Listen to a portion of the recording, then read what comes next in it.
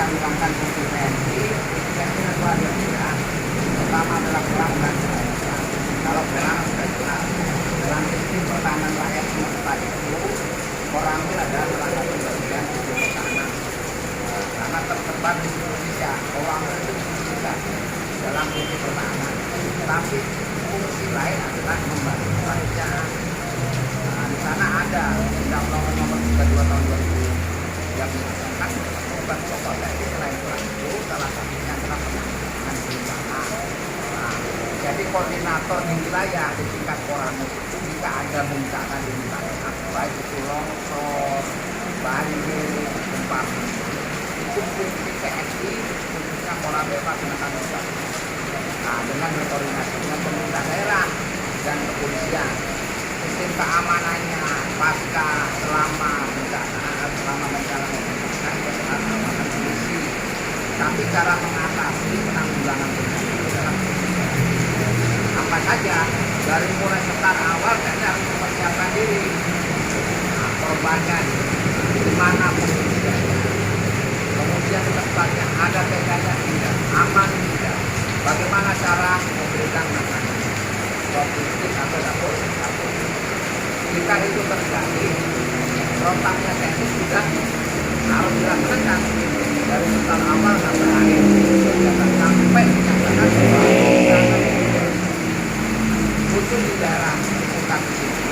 Kalau kita petakan mapping data adalah di sini adalah banjir, longsor,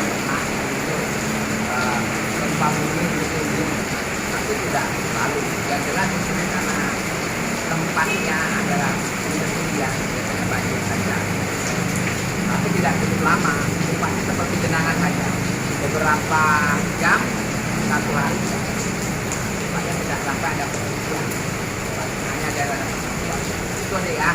Apalagi yang mau ditanyakan?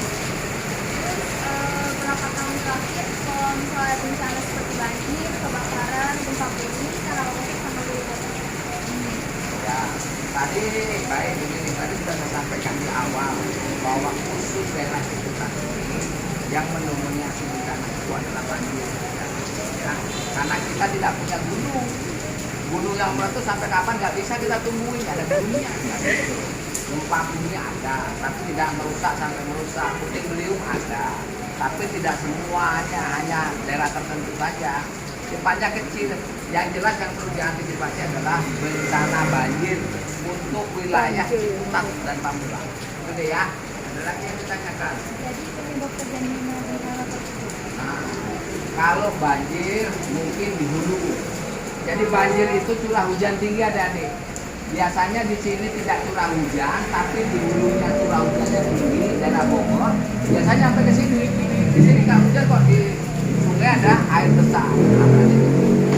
Penyebabnya mungkin ada kerusakan ekosistem, khususnya mungkin ada penebangan dan sebagainya, sehingga fungsi penahan air tidak ada, sehingga air dari atas bisa tidak terserap tapi langsung ke sungai. Kapasitas sungainya kecil, tidak besar, air meluap sehingga timbulkan. Itu adik. Ada lagi? Biasanya banyak korban jiwa yang ditimbulkan berapa Pak? Jadi kalau korban jiwa meninggal sampai saat ini saya menjabat belum saya mendengar ada korban jiwa meninggal karena banyak bencana alam di sini, khususnya banjir. Semua itu sudah terdata. Biasanya daerah-daerah rawan banjir itu Babinsa kami di wilayah sudah mengetahui. Biasanya langsung survei di wilayah dan memberikan laporan. Dan Babinsa setempat tentunya memberikan warning, memberikan peringatan kepada warga antisipasi banjir. Di Bogor hujan sekarang nggak bereda, lebih dari 5 jam, nah, berarti waspada. Sehingga masyarakat siap untuk melaksanakan apabila terjadi banjir. Itu keunggulan bagi saya juga di wilayah karena sudah mengantisipasi. Jadi ya, lagi. Terus peringatan bencana kepada masyarakat bencana terjadi kayak gimana Pak? Nah, peringatannya kita ada forum RTRW ya, jadi ya, kelurahan di bawah ada forum RTRW. Biasanya aspek ekonomi kondisi sosial itu di Koramil selalu mendata di mana daerah banjir, di mana kebakaran dan sebagainya, itu ada datanya di kami.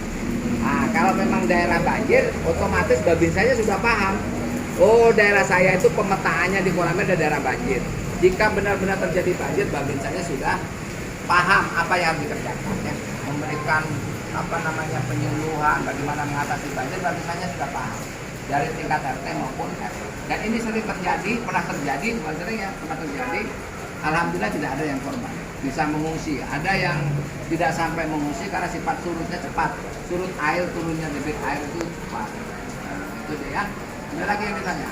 Apa saja pencegahan yang dilakukan supaya terjadi bencana? Pencegahannya adalah memberikan wawasan, pengetahuan tentang fungsi hutan sangat penting di daerah hulu. Nah, jadi tidak boleh menebang hutan sembarangan.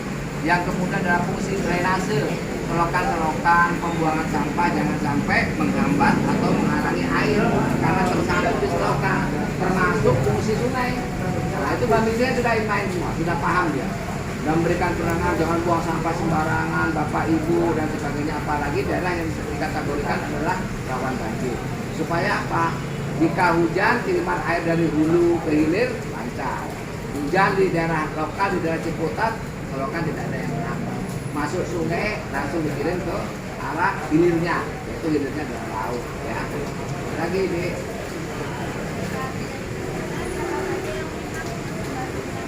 Oke. Tadi sudah di awal saya sampaikan bahwa pihak yang menangani adalah koordinator umum di tingkat kecamatan itu penanggulangan banjir adalah Ramil selaku dan Satgas ya yang memimpin. Kemudian wakilnya itu dari pemerintah daerah dan kepolisian. Jadi langkah-langkah yang diambil tadi sudah saya uraikan di atas adalah membentuk dari mengevakuasi. Mengevakuasi itu mencari tempat untuk istirahat. Yang kedua tempat tinggal sementara. Membuat dapur umum, membuat pos kesehatan, antisipasi. Hal itu 3 hal tentu adalah penting, sangat penting. Kenapa penting? Karena itu yang biasa dibutuhkan oleh masyarakat. Mengkoordinir kalau memang itu ada sumbangan. Seperti tadi kalau sumbangan beras itu ada dimasukkan ke dapur umum. Juga ada pakaian, kasur dan sebagainya untuk masyarakat. Ya.